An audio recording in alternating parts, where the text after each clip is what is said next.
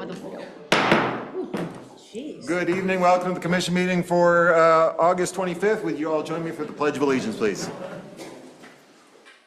I pledge allegiance to the flag of the United States of America and to the republic for which it stands, one nation, under God, indivisible, with liberty and justice for all.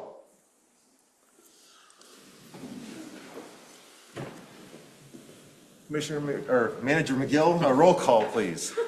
Whatever your name is. Yeah, whatever you like, sir. Thank you, Mr. Vice President. Commissioner Flynn. Present. Commissioner Izzo. Present. Commissioner Petty. Present. Commissioner Swager Wilson. Here. Commissioner Siegler is not able to join us this evening. All right, and next to the manager's announcements. Thank you again. Earlier tonight, Commission met in discussion session and received information and discussed the following items. We heard an overview of the activities of some of the municipal boards from their commission liaisons. We heard a review of the bids received for the Seymour Middlefield project. We received an update on the status of items in the comprehensive plan.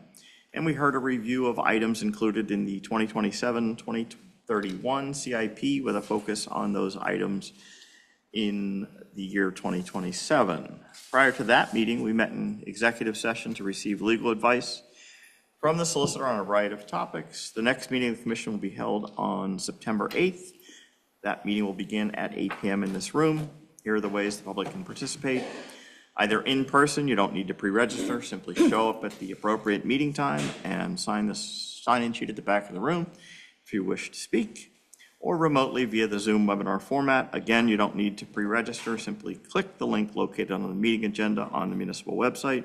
If you wish to speak during citizens' comments or during a public hearing, simply use the raised hand feature on Zoom and you'll be notified when it is your turn to speak. Thank you, Manager McGill. Next up, community highlights. Commissioner Swager Wilson, please. Thank you, Mr. President. Here's a tongue twister for you. This Friday is the final Friday of the summer. Enjoy the last of our summer concert series in Clearview Common on Friday from 6 to 9. We're featuring the Grateful Dead inspired music of Fungus, one of Pittsburgh's most popular bands. Admission is free, and we invite you to start the evening in our uptown shops and restaurants. Hope to see you there. Mount Lebanon municipal offices will be closed on Monday, September 7th in observance of Labor Day. We will not collect trash that day. All pickups will be delayed one day for the rest of the week. Thanks to our first responders, including police, fire, and EMS, who will be on the clock all weekend keeping us safe, so that the rest of us can enjoy the last weekend of summer. Excuse me. Get ready for the annual Mount Lebanon Artist Market presented by the Mount Lebanon Partnership on Saturday and Sunday, September 26th and 27th from 10 a.m. to 5 p.m. in the Academy Avenue parking lot. This juried arts festival attracts artists from all over the tri-state area. Check out more than 65 booths with art of all kinds and fun for the whole crew. Admission is free. Detail about the entire weekend are available at mountlebopartnership.org. And finally, you should receive your copy of the Mount Lebanon Magazine any day now. Inside that issue, you'll find the schedule and instructions for fall leaf collection, which will begin in October. Please tear out that page and save it for reference. And please do not blow leaves into the street until the program begins. Doing so will clog the storm sewer catch basins, leading to flooding during rain, to say nothing of the fact that they're slippery. And if you really do love our first responders, don't let them slip and fall because you have carelessly blown your leaves into the street. Okay. End of sermonizing. End of sermon. Thank Yep, you, end of Thank you, sermon. Commissioner, for the sermon. We do appreciate it. Next up is citizen comments. This is an opportunity for any resident to express an opinion on any topic pertaining to local government. The commission enjoys hearing from the public on various issues and learning about items to address in the future. If you have specific questions, we will try and answer them at the end of your comments. If we can't, we commit to getting you the answers as soon as possible. When I call your name, please come to the podium to address the commission. State your name and address for the record. In fairness, we ask each speaker to share their thoughts for 5 minutes. And with that, we will start. Colonel Hoon.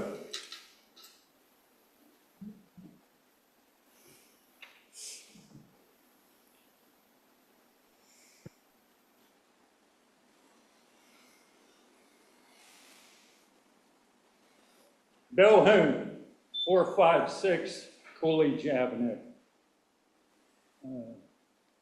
The past week, we had another one of our residents die.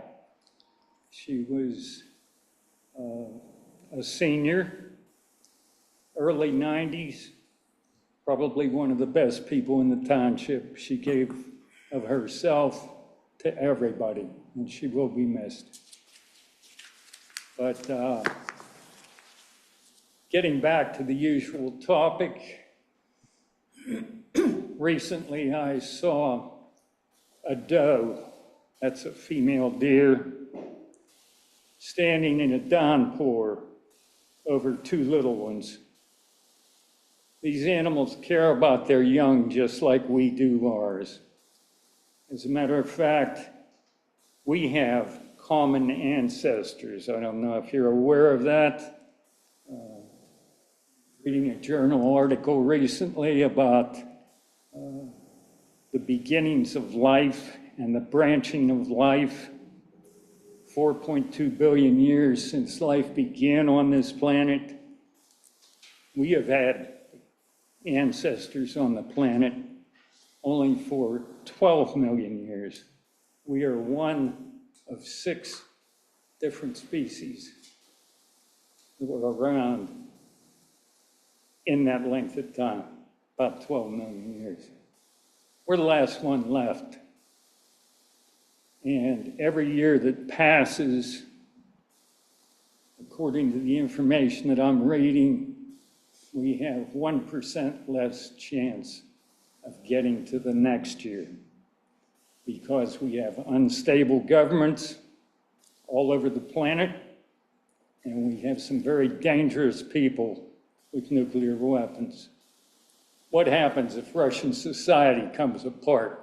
They've got more nuclear weapons than anybody else on the planet. What's going to happen? Nobody knows.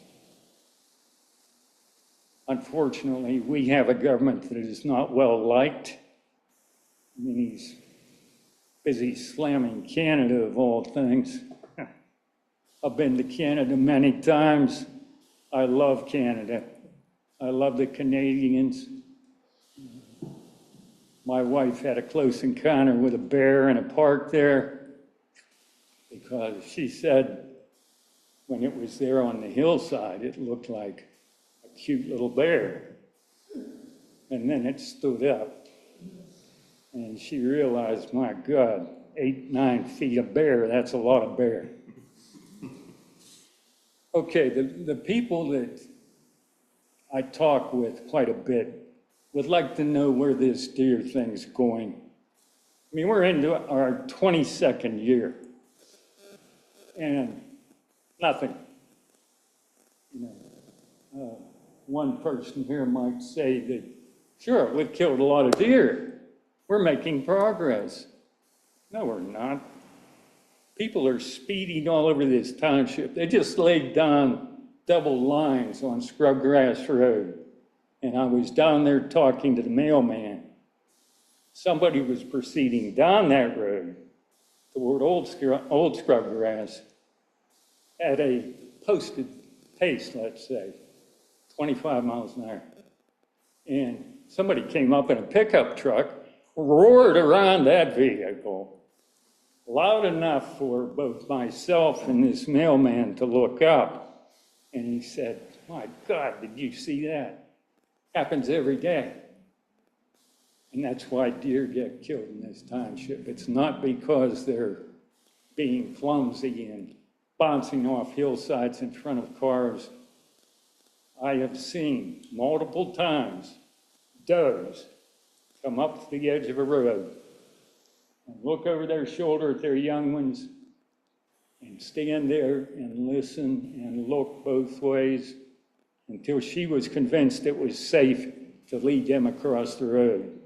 They are learning. They're adapting to us and our ridiculous 4,000 pound machines. Of course, we don't like that in Mount Lebanon, though, do we? You know, if there are deer here, we've got to kill them, and that's obvious. There are 34,500 people in this township.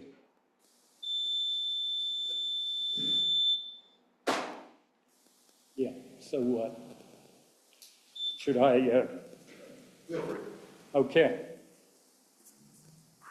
This entire thing is supported by extreme industrialization. Everything we have, everything we use is made by somebody else in a factory. If industrialization ceased, as in a nuclear war, how much ground would it take to support each one of us? None of you know. It's 10 square miles at this latitude and longitude. How many people in Mount Lebanon would disappear? Thank you. Thank you, Colonel Hoon. Next up, Mr. Igler, please.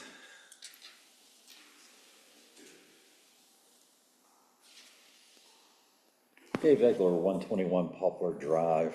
I won't be here long tonight, but I have one question for commissioners. This new public, I shouldn't say new, it's been out, I guess, almost a year, this Lebo B. I'm just kind of curious what the municipality's opinion is of it. As far as mine, I kind of really like it. It kind of reminds me of the old days when there was the Dormont News, Mount Lebanon News. It's a good complement to the magazine.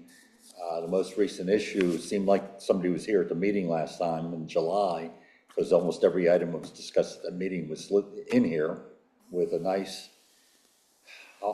factual information, which is hard to see in media anymore because everybody wants to give their opinion, which is worth nothing in my opinion.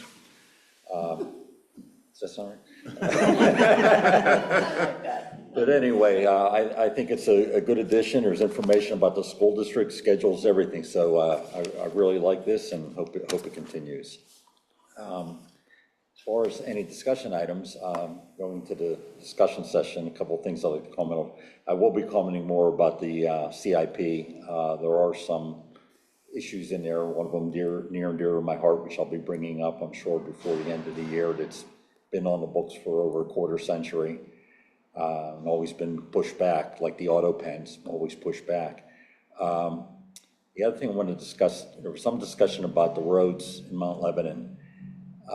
The state roads, not the Mount Lebanon roads, the state roads.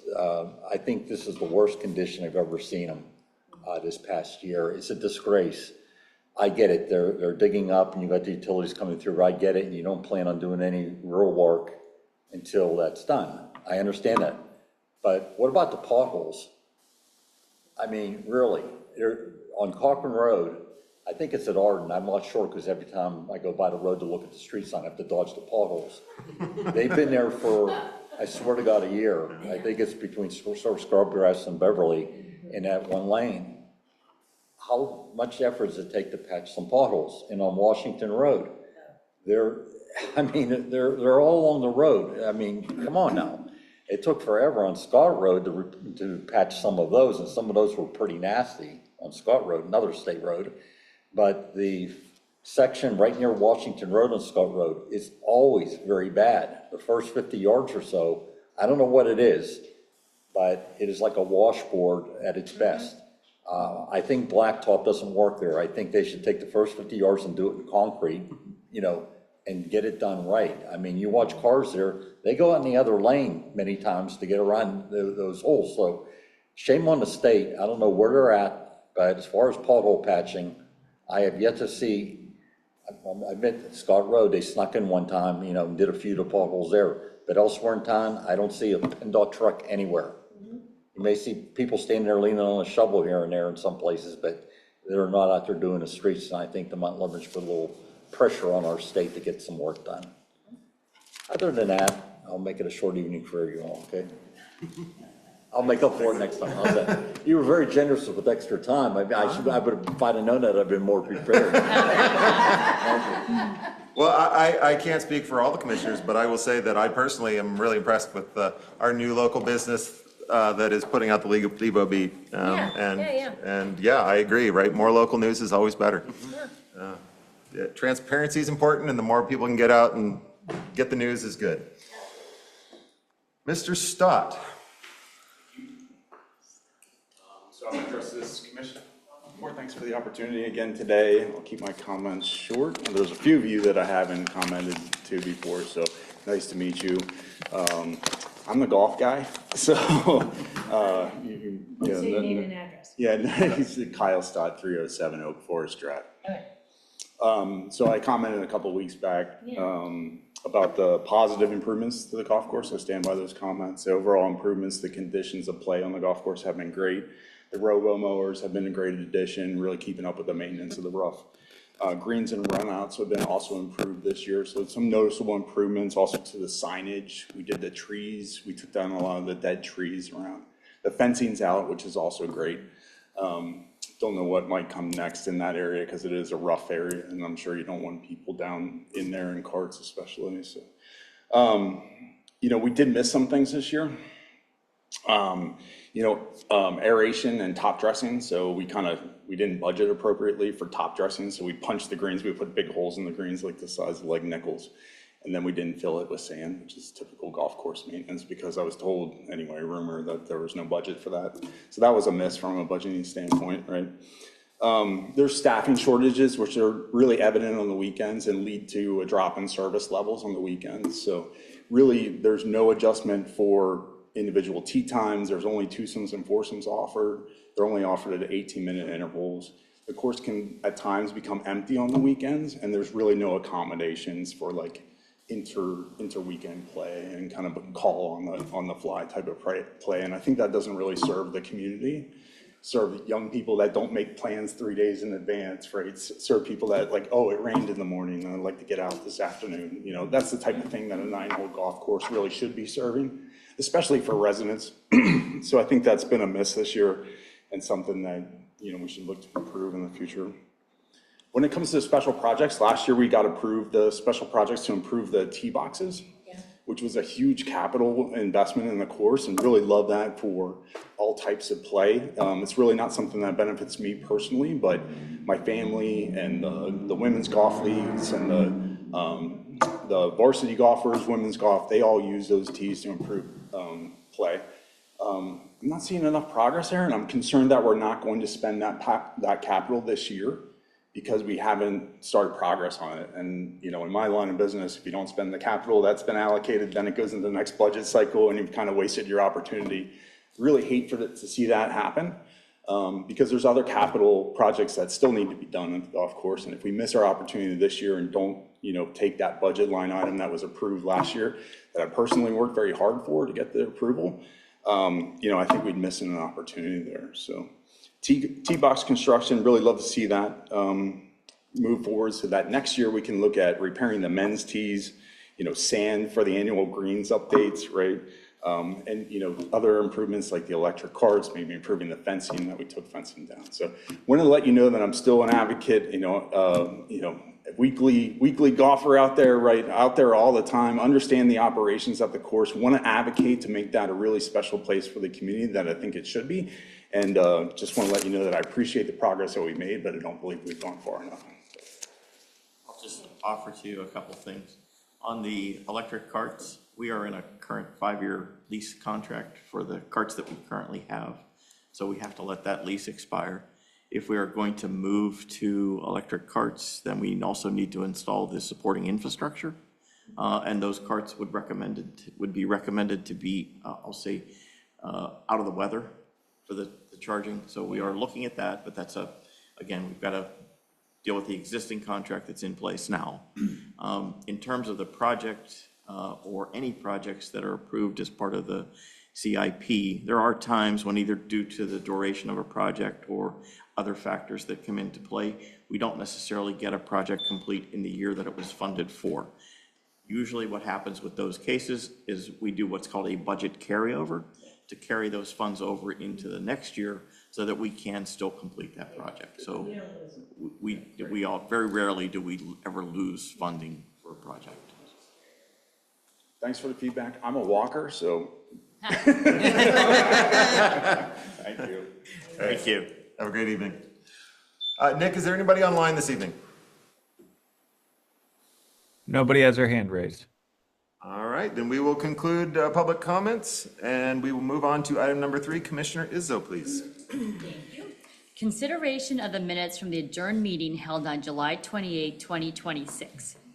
Move to approve the minutes. Second. Seconded. Any questions or comments? Hearing none. All those in favor? Aye. Any opposed? Motion carries. Item number 4, Commissioner Petty.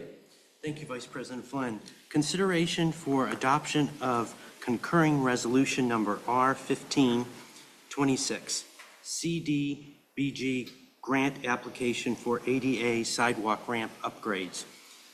An application is being prepared for submission to Allegheny County Economic Development for the 2027 Community Development Block Grant project through the South Hills Area Council of Governments. A full application with concurring resolution must be submitted by December 1st, 2026. The project will include the installation of handicap curb ramps at various intersections within the municipality.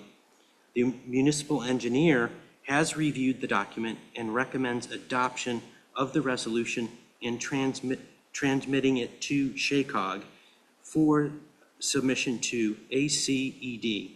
I move to adopt the concurring resolution number R-1527 for the 2027 CDBG grant application for the ADA sidewalk ramp upgrade project.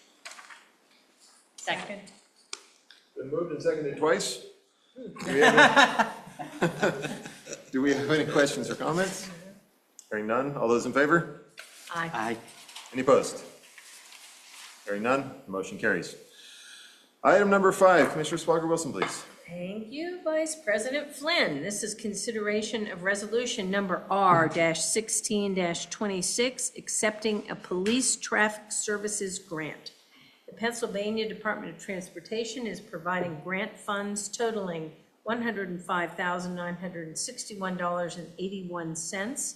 That includes enforcement reimbursements from PennDOT for DUI, aggressive driver, click it or ticket, pedestrian, and distracted driving for the 2027 calendar year.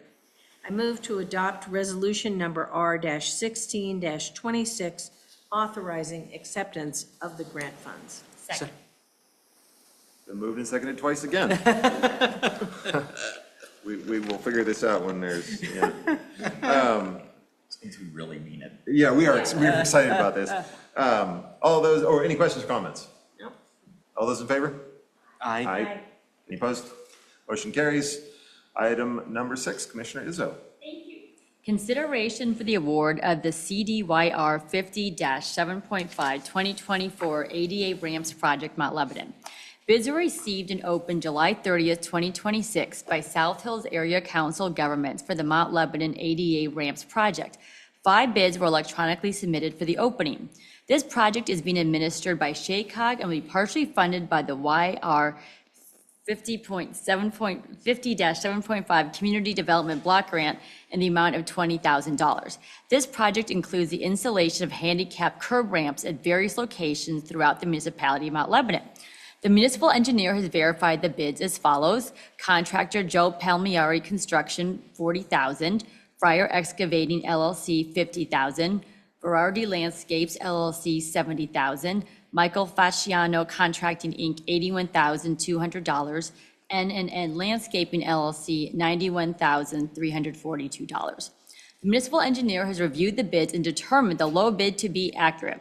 The engineer recommends a project be awarded to Joe Palmieri Construction Inc. The contractor has completed this work in this municipality in previous years. The budget amount for this contract is $40,000. The project is within budget and is to be funded through the general funds account. I move to authorize Shaycog to award the CDYR 50.7.5 2024 ADA Ramps Project Mount Lebanon contract to Joe Palmieri Construction, Inc. in the amount of $40,000. Second. Moved and seconded. Any questions or comments? Hearing none. All those in favor? Aye. Aye.